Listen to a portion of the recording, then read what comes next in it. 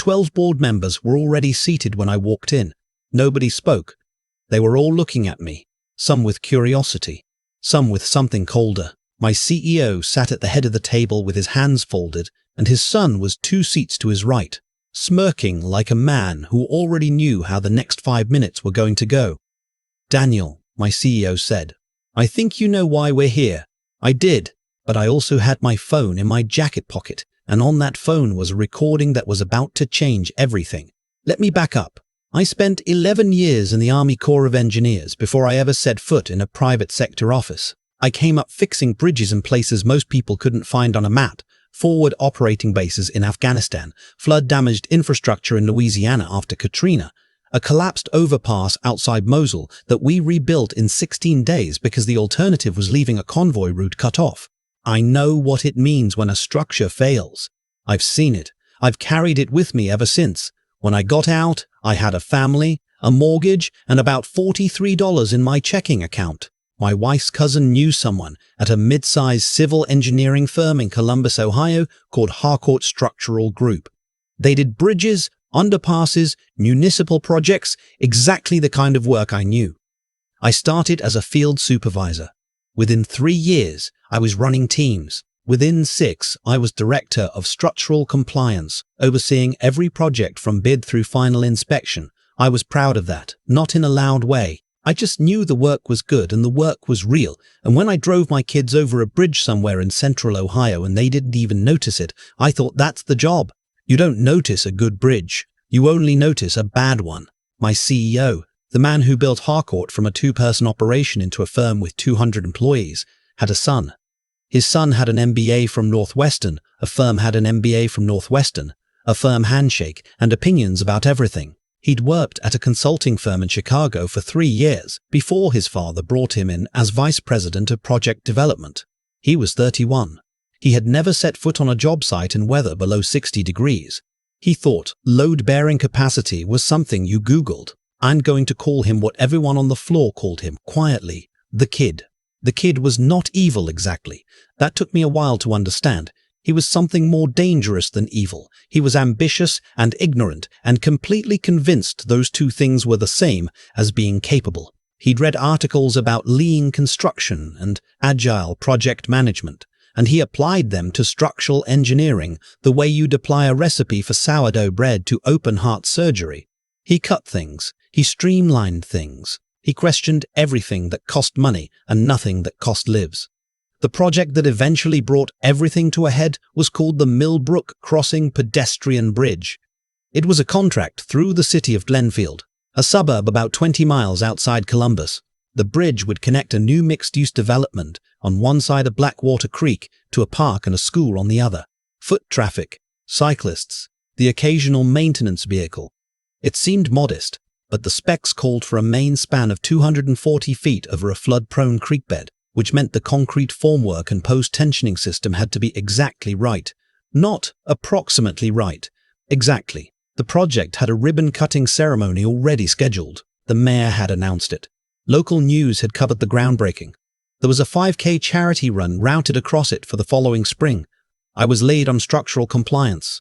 The kid had been assigned as project lead, his first major assignment since joining the firm. For the first few months, things were tense but functional. I ran my specs, he ran his budget, and when he pushed back on material costs, I pushed back on him, and we found middle ground. But around month 4, the post-tensioning cable supplier we'd spec'd, a company called Verlander Systems out of Pittsburgh, came back with a revised quote that was about 18% higher than the original due to raw material costs. Verlander was certified, tested, reliable. I'd used their product on 4 previous projects. The kid wanted to switch to a different supplier, a company I'd never heard of called Faro Bridge Components, based in Georgia. Their quote came in 22% under Verlander's revised number. I asked to see their certification documentation. What I got back was a folder that looked right on the surface, the right logos, the right formatting, a certificate number that traced back to what appeared to be a legitimate third-party testing lab in South Carolina. But something felt off. The test date on the tensile strength certification was 14 months old, and the testing standard referenced was a version that had been superseded. Industry standard practice is to retest with current protocols if more than 12 months have passed. It's not a regulation. It's just what you do if you actually care whether the cables hold. I sent an email to the kid flagging it. I said I wanted to verify the certification directly with the lab before we signed the procurement agreement. He replied in about 4 minutes. Already handled. Legal reviewed it. We're on a timeline. I replied that legal reviewing a PDF was not the same as verifying test data with an accredited lab. He stopped responding to my emails. 2 weeks later, I got a meeting invite from the senior project manager, a man named Everett who'd been at Harcourt for 15 years and who I trusted completely. The invite said, procurement alignment. I walked in and found Everett, the kid, and the firm's CFO. The kid did most of the talking. He explained that FARO had been approved, the order was going through, and that my continued interference in procurement decisions was creating friction with the client. I said I hadn't interfered with anything. I had flagged a compliance concern. That was my job. The CFO said he appreciated my diligence. The kid said that my diligence was costing the firm money and relationships. Everett didn't say much, but he looked at me when the kid was talking, and the look said, "Be careful." I went back to my office and sat there for a while. I thought about the bridge. I thought about the 5K run. I thought about kids on bicycles cutting through the park after school. I started documenting everything. Every email, every meeting note, every version of the spec documents with timestamps. I kept copies on my personal encrypted drive at home. I printed hard copies and kept them in a folder in my truck. My wife thought I was being paranoid. I told her I hoped I was. 3 months later, about 6 weeks before the planned ribbon cutting, I was working late on a Thursday evening. Most of the office was empty. I'd gone to the kitchen to get coffee and was walking back down the hall when I heard voices from the conference room near the main entrance. The door was cracked. I wasn't trying to listen, but I heard my name. I stopped. The kid's voice. If compliance starts asking questions before the dot sign-off, Daniel's the one who signed off on the procurement substitution protocol. That's his signature. Another voice, someone I didn't immediately recognize. He didn't sign off on the substitution. The kid again. He will have. We're going to need him to ratify the process documentation retroactively. Everett can walk him through it. Make it sound routine. I stood very still in the hallway. A third voice. This one I knew. It was the CFO. What if he pushes back? Then he becomes the liability, the kid said. Either he cooperates, or he's the one who approved non-standard materials on a city contract without proper verification. Either way, we're covered. I walked back to the kitchen. My hands were completely steady. I'd been in situations where my hands needed to be steady, and they were, and this was one of those times.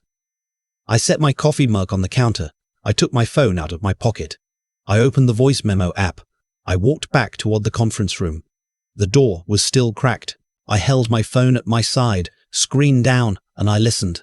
They talked for 22 more minutes. I recorded all of it. The next morning, I called an attorney. I'd asked around quietly for someone who handled whistleblower cases involving municipal contracts and construction fraud. The attorney I found, a woman named Cecilia, who operated out of a small firm near the short north, listened to the recording, asked me several very precise questions, and then told me to do nothing visible for the next 2 weeks while she made some calls. She had a contact at the Ohio Inspector General's office. That contact had a contact at the DOT's Office of Infrastructure Oversight. Within 10 days, a quiet review had been opened. No announcements. No subpoenas yet. Just people in the right places, starting to look at the right documents. I went to work every day like nothing was happening. Everett came to me twice with paperwork he described as retroactive process documentation, and both times I said I needed to review it carefully before signing anything. I said it pleasantly. I smiled. I took the paperwork home, photographed it, sent it to Cecilia, and put the originals in the folder in my truck. On a Tuesday morning in late October, I got a calendar invite from my CEO's executive assistant. All hands compliance review. Boardroom A, 9 a.m. Thursday. Attendance listed me, the kid, the CFO, the project manager of record, and all 12 members of the Harcourt Board of Directors. I called Cecilia. She said, "Go. Don't volunteer anything. If they ask you to sign something, say you need legal review, and keep that phone charged." Thursday morning. I wore the same grey suit I'd worn to my promotion ceremony 6 years ago. My wife straightened my tie in the kitchen and asked if I was okay. I told her I would be. The 12 board members were already seated when I walked in. My CEO thanked everyone for coming and got directly to the point. He said there had been questions raised internally about the procurement process on Millbrook Crossing and that the firm needed to move forward with clarity. He said Daniel, meaning me, had expressed reservations about certain material substitutions, and that those reservations, while noted, had created delays and reputational friction with the city client. Then he said it. He said that going forward, in the interest of resolving the situation cleanly, he was asking me to acknowledge in front of the board that the concerns I had raised had been adequately addressed through proper internal review, and to formally ratify the procurement documentation that had been prepared. He said it in a tone that made it sound like a reasonable request between professionals. His son was 2 seats to his right watching me. I looked at my CEO for a moment. He had built a real company. He had hired good people. Somewhere in the last year or two, he had let his son take the wheel on something the son wasn't equipped to handle, and now he was here trying to manage the fallout the only way he knew how, by making the problem go away quietly. I said, "Before I respond to that, I'd like to play something for the board." My CEO's expression didn't change immediately. The kids did. His smirk flattened. I connected my phone to the conference room's Bluetooth speaker system, the same system we used for client presentations. I opened the voice memo. I pressed play. 22 minutes of audio filled the room. The kid's voice explaining how my signature would be placed retroactively on documentation I had never approved. The CFO asking what happened if I pushed back. The kid saying, then he becomes the liability. Nobody spoke.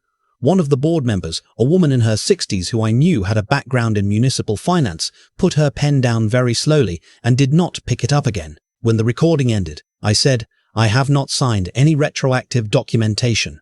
I have not approved any material substitution that deviated from the original certified specifications. I have copies of every version of every relevant document, with timestamps, in the possession of my attorney. The Ohio Inspector General's office opened a preliminary review 11 days ago. I believe the DOT's Office of Infrastructure Oversight has also been contacted." The room was very quiet. My CEO looked at his son. His son was looking at the table. The board called an emergency recess. 2 members stepped out and made phone calls. The CFO left the room and did not return. Cecilia arrived at the building 40 minutes later with a colleague from her firm, and by early afternoon, the board had voted to suspend the kid and the CFO pending an independent investigation. Construction on Millbrook Crossing was paused that same day. The independent investigation took 4 months. What it found was worse than I had fully known. The Faro certifications weren't just outdated. They had been altered. The test data reflected performance standards for a lower-rated cable series that Faro had run through the testing process, not the product they were actually shipping. The cables that had already been delivered to the job site tested at about 71% of the rated capacity required by the bridge specifications. Under normal pedestrian load, they would likely have held. Under peak load, say a 5K charity run in April with several hundred people crossing simultaneously, the failure probability was not 0. The project manager of record, a man named Everett, was cleared of wrongdoing. He had been kept out of the procurement loop deliberately. He resigned anyway, 6 months later. Said he was tired. The kid was charged with procurement fraud and falsification of public construction documents. The CFO was charged with conspiracy. Faro Bridge Components is currently under federal investigation for fraudulent certification practices across multiple projects in 4 states. The city of Glenfield eventually completed Millbrook Crossing 18 months later with Verlander cables and a full independent inspection before any ribbon was cut. I drove out there on the day it opened. There was a small ceremony. Some kids from the neighborhood rode their bikes across it for the first time. I stood on the walkway in the middle of the bridge and looked down at Blackwater Creek running underneath, brown and fast from the autumn rain. I thought about what the board member with the municipal finance background had said to me privately after the investigation concluded. She said, "You could have signed the paperwork and been fine. Why didn't you?" I told her, I knew what was under that bridge. I knew what the water does when it floods. I knew what 240 feet of suspended load means when the math is wrong. I've seen it go wrong. You don't forget that. She nodded like she understood. I think she did. My CEO retired 6 months after the investigation ended. We never spoke directly about what happened. I think he was ashamed, and I think the shame was appropriate, and I think he probably knew it. He sent me a letter, actual paper, in an envelope that said only, "You were right to do what you did." I kept it. I don't know exactly why. I'm still at Harcourt. There was a period where I wasn't sure I would be. The new board chair asked me to stay and help rebuild the compliance infrastructure, and I thought about it for about 2 weeks. My wife said she'd support whatever I decided. My older daughter, who was 14 at the time and had heard bits and pieces of what happened, said, "Dad, didn't you help build that bridge? You should stay and make sure they build the next one right too." She's going to study civil engineering. I have not discouraged her. People sometimes ask me what I would say to someone in the same position. Who's found something that isn't right? Who knows what they know and who is being pressured to look away? I don't have a speech for it. I just think about the kids on bikes. I think about the 5K run that almost happened the way it was planned. I think about the fact that most of the people who would have crossed that bridge on a sunny Saturday in April would have crossed it 100 more times after that and never once thought about what was holding them up. You don't notice a good bridge. You only notice a bad one. And by then, it's too late to be right about it. I've thought about that boardroom a lot since everything ended. Not the dramatic part. Not the moment I pressed play or watched the room go quiet. I think about the 10 seconds before that, standing there with 12 people looking at me, my CEO waiting for me to sign off on a lie, and his son already smirking like the outcome was decided. I think about how easy it would have been to just nod, to say yes, the concerns were addressed, to take the pen, to go home that night and tell myself I'd picked my battles wisely. I've known people who made that choice. Good people, careful people.